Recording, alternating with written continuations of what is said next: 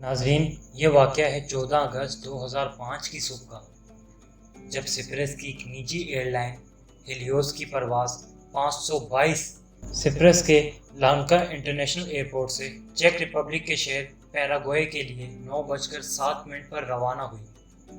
ناظرین گرامی، یہ ایک اسٹاپ اوور فلائٹ تھی جس نے گریس کے شہر ایتھنز میں بھی لینڈ کرنا تھا۔ اس جہاز میں کل 115 پیسنجرز اور 6 کریو ممبرز سوار تھے، اور جہاز کا کنٹرول 58 سالہ ہینس مارٹن نام کے پائلٹ کے پاس تھا، جن کا 16,900 گھنٹوں کا فلائنگ ایکسپیرینس تھا۔ ان کے ساتھ کو پائلٹ کے طور پر موجود تھے 51 سالہ پیمپوس چالمبوس، جو کہ 7,549 گھنٹوں کا فلائنگ ایکسپیرینس رکھتے تھے۔ ناظرین، زیڈ ٹی وی کی ویڈیو میں ایک بار پھر سے خوش آمدید۔ ناظرین، جہاز اڑنے کے 5 منٹ بعد یعنی 9:12 پر جہاز 12,000 فیٹ کی اونچائی تک پہنچ چکا تھا کہ اچانک کاکپٹ میں ٹیک آف کنفیگریشن الارم بجنے لگا، اور اسے دیکھتے ہی دونوں پائلٹس حیران رہ گئے۔ ناظرین گرامی، آپ کو بتاتے چلیں کہ ٹیک آف کنفیگریشن الارم تب بجتا ہے جب جہاز رن وے پر ہوتا ہے اور اڑنے کے لیے تیار نہیں ہوتا، لیکن 12,000 فیٹ کی بلندی پر جہاز میں اس الارم کا بجنا کسی پائلٹ کے سمجھ میں نہیں آ رہا تھا، لہٰذا ATC یعنی ایئر ٹریفک کنٹرول سے رابطہ کرنے کا فیصلہ کیا گیا۔ ناظرین گرامی، پائلٹس ATC سے کانٹیکٹ کر کے ابھی انہیں معاملے سے آگاہ کر ہی رہے تھے کہ کنٹرول پینل پر موجود بہت سارے الارمز ایک ساتھ بجنا شروع ہو گئے۔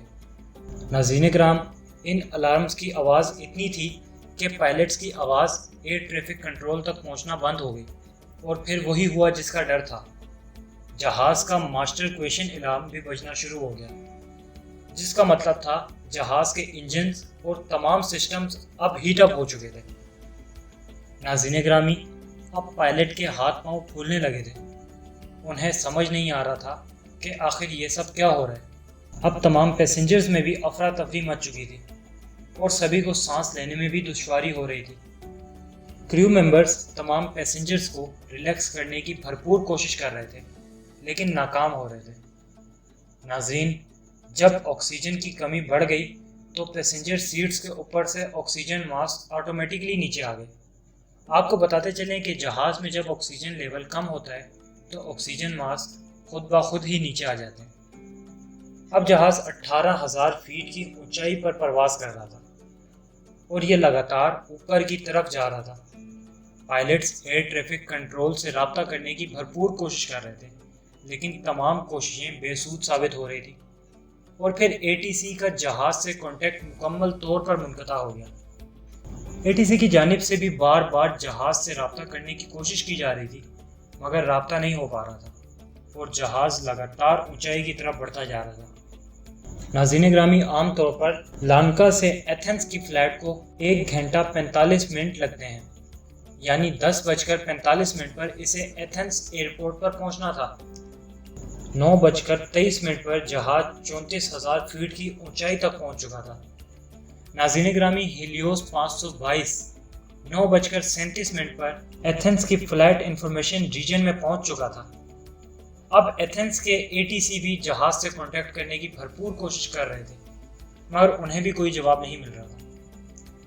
اب 10:45 ہو چکے تھے، اور اس وقت جہاز کو ایتھنز انٹرنیشنل ایئرپورٹ پر لینڈ کرنا تھا، لیکن جہاز کا کچھ اتا پتہ نہیں تھا۔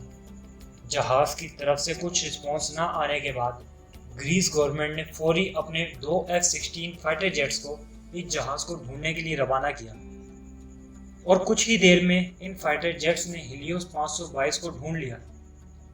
ناظرین گرامی، ایک فائٹر جیٹ جہاز کے بالکل قریب ہو گیا تاکہ جہاز کی کھڑکیوں سے اندر دیکھا جا سکے۔ اس فائٹر جیٹ کے پائلٹ نے دیکھا کہ کاکپٹ میں مین پائلٹ اپنی سیٹ پر سر نیچے کیے بے ہوشی کی حالت میں پڑا ہے، اور کو پائلٹ کی سیٹ پر بیٹھا کوئی شخص جہاز کا کنٹرول سنبھالے ہوئے۔ اب فائٹر جیٹ کے پائلٹ نے جہاز کے پیسنجر ونڈوز سے دیکھنے کے لیے جیٹ کو پیچھے کیا۔ ناظرین گرامی، پائلٹ یہ دیکھ کر دنگ رہ گیا کہ کسی نے بھی فائٹر جیٹ کو جہاز کے اتنا قریب دیکھ کر کوئی ری ایکشن نہیں دیا، جیسے سب بے ہوش پڑے۔ اب پائلٹ نے واپسی اس شخص کو ہاتھ ہلا کر اشارہ کیا جو پائلٹ سیٹ پر بیٹھا تمام کنٹرول سنبھال رہا تھا۔ یہ شخص بھی پائلٹ کو کچھ بتانا چاہ ہی رہا تھا لیکن کچھ بول نہیں پا رہا تھا۔ ناظرین، پائلٹ ابھی اس شخص سے رابطہ کر ہی رہے تھے کہ 10:50 پر اچانک جہاز کے لیفٹ انجن نے کام کرنا بند کر دیا اور جہاز لیفٹ سائڈ پر بری طرح سے جھکنے لگا۔ پائلٹ سیٹ پر بیٹھا شخص جہاز کنٹرول کرنے کی کوشش تو کر رہا تھا مگر کر نہیں پا رہا تھا۔ تبھی قریب 12 بجے جہاز کے رائٹ انجن نے بھی کام کرنا بند کر دیا اور جہاز کا پورا کنٹرول اب ختم ہو چکا تھا۔ 4 منٹ بعد جہاز ایتھنز سے 40 کلومیٹر دور پہاڑوں میں جا کر کریش ہو گیا اور جہاز میں سوار 121 لوگ موقع پر ہی ہلاک ہو گئے۔ ناظرین، یہ ہیلیوس 522 پلین دونوں فائٹر جیٹ پائلٹس کے سامنے کریش ہو گیا اور وہ کچھ نہ کر سکے۔ یہ حادثہ ہوتے ہی یہ خبر پوری دنیا میں آگ کی طرح پھیل گئی اور تمام لوگوں کی ڈیڈ باڈیز کو جہاز کے ملبے سے نکال لیا گیا۔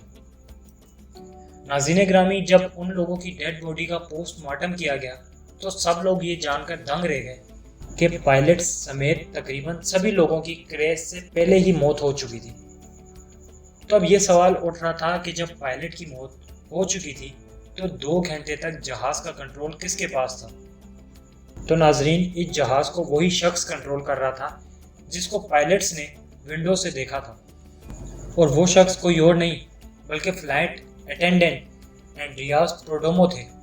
جی ہاں ناظرین، جہاز کریش ہونے تک کنٹرول اینڈریاس کے پاس ہی تھا اور انہوں نے ATC کو تقریباً 5 بار میڈے کال بھی دی تھی جس کا مطلب تھا ہیلپ۔ ناظرین گرامی، اینڈریاس کو جہاز اڑانا تو آتا تھا مگر ان کے پاس اتنا ایکسپیرینس نہیں تھا کہ بوئنگ 737 جیسے بڑے کمرشل جہاز کا کنٹرول کر سکیں، لیکن پھر بھی وہ اس جہاز کو آبادی سے دور لے جانے میں کامیاب ہوئے تاکہ بڑے نقصان سے بچا جا سکے۔ ناظرین گرامی، اس پراسرار کریش کی وجہ جاننے کے لیے انویسٹیگیشن ٹیمز بنائی گئیں اور ان میں سے ایک ممبر کی نظر جہاز کے کنٹرول پینل میں موجود ایک بٹن پر پڑی جو جہاز میں ایئر پریشر اور آکسیجن کو سیٹ کرنے کے لیے یوز کیا جاتا ہے اور عام طور پر اسے آٹو پر ہی رکھا جاتا ہے مگر اس جہاز میں یہ مینول پر تھا۔ ناظرین گرامی، 13 اگست 2015 کو یعنی حادثے سے ایک دن قبل یہ جہاز مینٹیننس ٹیم کے پاس تھا اور انہوں نے ہی اس کو مینول پر کیا تھا اور پرواز کے دوران کسی پائلٹ کا دھیان بھی اس پر نہیں گیا جس وجہ سے جہاز میں آکسیجن کی کمی ہوئی اور یہ حادثہ پیش آیا۔ انویسٹیگیشن ٹیم کے کچھ ممبرز نے مینٹیننس کمپنی کو اس کا قصوروار ٹھہرایا تو کئی ممبرز نے پائلٹس کو۔ بہرحال اس حادثے سے بہت سی انسانی جانوں کا نقصان ہوا۔ امید کرتے ہیں یہ ویڈیو آپ کو پسند آئی ہوگی۔ پھر ملتے ہیں ایک نئی ویڈیو کے ساتھ، تب تک کے لیے اپنا بہت خیال رکھیے گا۔